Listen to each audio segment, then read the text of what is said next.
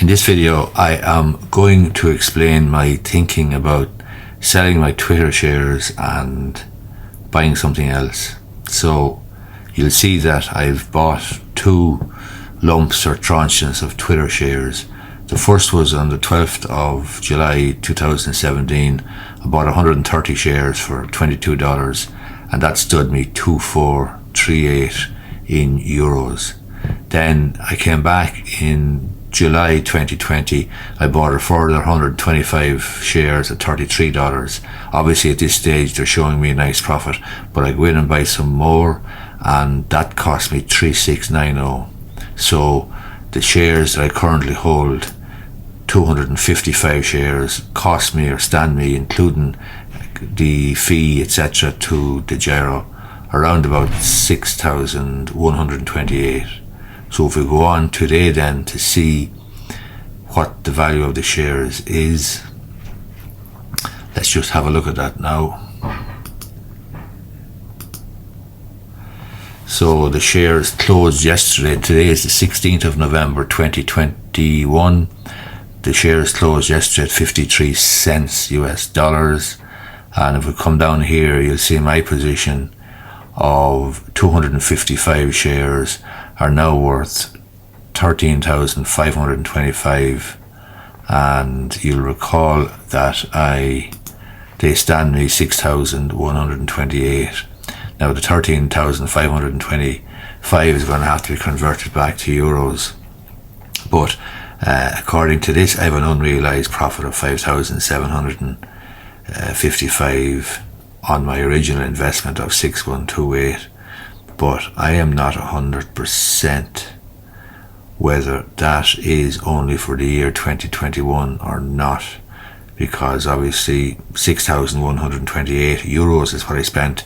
But having said that, yeah, $13,525 maybe converts back to around about 11,000 euros, and that's giving me an unrealized profit of 5,755. That's on an initial investment of 6,128, and we'll just take a look at one more statistic. We're back again here with the Twitter. So here we go, 53 US dollars. My 255 shares now has a value of 11,887.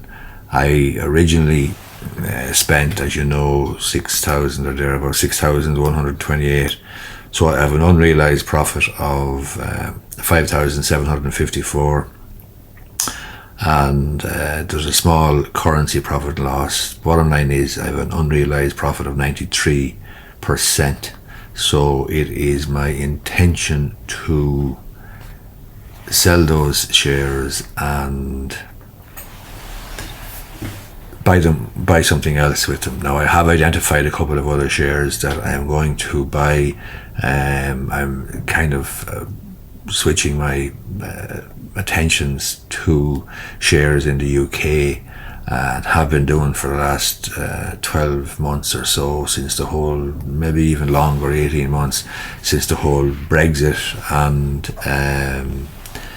situation dampened the share prices in the UK.